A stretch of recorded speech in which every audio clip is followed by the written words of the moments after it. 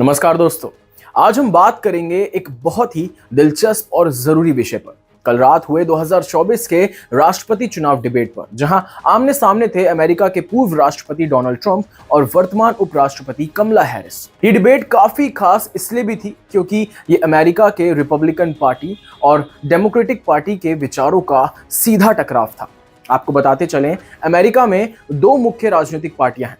Republican party, जिसे कभी कभी जीओपी भी कहा जाता है, जिसका मतलब है ग्रैंड ओल्ड पार्टी, और डेमोक्रेटिक पार्टी। रिपब्लिकन पार्टी को ट्रंप रिप्रेजेंट करते हैं, जो ज्यादातर कंजर्वेटिव यानी कि पारंपरिक नीतियों में विश्वास रखते हैं। वही डेमोक्रेटिक पार्टी की कमला हैरिस ज्यादा लिबरल यानी कि प्रगतिशील नीतियों का समर्थन करती हैं। कमला हैरिस ने इस डिबेट में अपनी छवि को एक यूनिफाइंग लीडर की तरह पेश किया, यानी वो पूरे देश को एकजुट करने की बात कर रही थी। उन्होंने खासकर मिडिल क्लास और छोटे व्यापारियों पर जोर दिया। हैरिस ने कहा कि अगर वे जीतती हैं तो वे छोटे बिजनेस के लिए $50,000 का टैक्स डिडक्शन यानी कि टैक्स में छूट लाएंगी और पहली बार खरीदने वालों के लिए, घर खरीदने वालों के लिए $25,000 की डाउन पेमेंट सहायता योजना भी शुरू करेंगी। सिर्फ यही नहीं, उन्होंने रॉय वी वेड को वापस लाने की बात की। दोस्तों, रॉय वी वेड एक ऐतिहासिक मामला था जो 1973 में अमेरिका की सुप्रीम कोर्ट में हुआ था।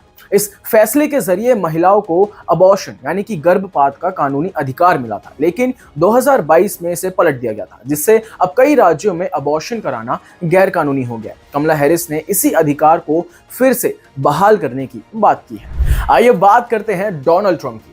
ट्रंप इस डिबेट में फिर से वही डिवाइसिव रिटोरिक यानी कि विभाजनकारी भाषण और कॉन्स्पिरेसी थ्योरीज पर जोर दे रहे थे। उनका मुख्य फोकस था अमेरिका को फिर से महान बनाने पर, जो उनके पुराने चुनावी नारे का हिस्सा है। उन्होंने कहा कि अगर वो वापस राष्ट्रपति बनते हैं तो वे चीन से आने वाले माल पर 10 से 20% तक टैरिफ यानी कि आयात कर बढ़ाएंगे और वह 60% तक भी जा सकती है। ये कदम उनका व्यापारी नीति का हिस्सा होगा, जिसे उन्होंने पहले भी लागू करने की कोशिश की थी।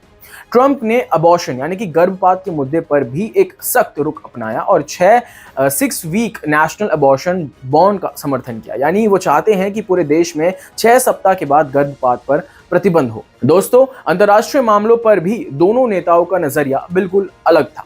कमला हैरिस ने इजराइल पैलेस्तीन संघर्ष पर चर्चा की, जहां उन्होंने कहा कि वे 2 राष्ट्र समाधान 2 स्टेट सॉल्यूशन के पक्ष में हैं और इस संघर्ष को हल करने के लिए कूटनीतिक रास्तों को प्राथमिकता देंगी। इसका मतलब यह है दोस्तों कि कमला हैरिस चाहती हैं कि इजराइल और फिलिस्तीन दोनों के लिए अलग अलग देश हों ताकि शांति स्थापित हो सके। उन्होंने ये भी कहा कि वे वहां फंसे बंधकों की रिहाई और सीज फायर के लिए काम करेंगी। वहीं दूसरी ओर ट्रंप ने अपनी कूटनीतिक नीति को ज्यादा महत्व नहीं दिया और अपने पुराने डिक्टेटर अलायंसेस का बचाव किया। उनके आलोचक कहते हैं कि वे कई तानाशाहों के साथ करीबी रिश्ते रखते हैं, जो लोकतंत्र के लिए सही नहीं है।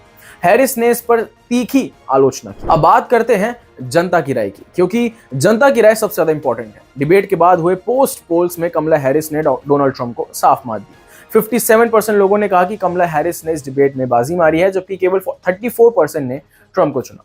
यह आंकड़े सिर्फ पोल्स तक सीमित नहीं थे, बल्कि फोकस ग्रुप्स में भी हैरिस को ज्यादा समर्थन मिला। CNN और फॉक्स न्यूज के पैनल्स में भी अनडिसाइडेड वोटर्स, यानी जो अब तक किसी एक पक्ष में नहीं थे, उन्होंने भी हैरिस के पक्ष में वोट दिया। इस डिबेट में साफ है कि कमला हैरिस ने एक पॉजिटिव और यूनिफाइंग विजन प्रस्तुत की है, जो मिडिल क्लास यानी कि छोटे बिजनेस और महिलाओं के रिप्रोडक्टिव राइट्स पर केंद्रित थी। वहीं ट्रंप ने डिवाइसिव रिटोरिक और भय दिखाने की रणनीति अपनाई। यही कारण है कि पोस्ट डिबेट पोल्स में हैरिस को जीत की ओर बढ़ते हुए देखा जा रहा है। लेकिन दोस्तों, हमें देखना है कि यह चुनाव किस दिशा में आगे बढ़ता है, क्योंकि यह डिबेट सिर्फ एक शुरुआत है। आपका क्या मानना है, हमें कमेंट करके जरूर बताएं। अभी के लिए फिलहाल बस इतना ही। हर खबर से जुड़े रहने के लिए देखते रहिए क्लिक इंडिया। धन्यवाद।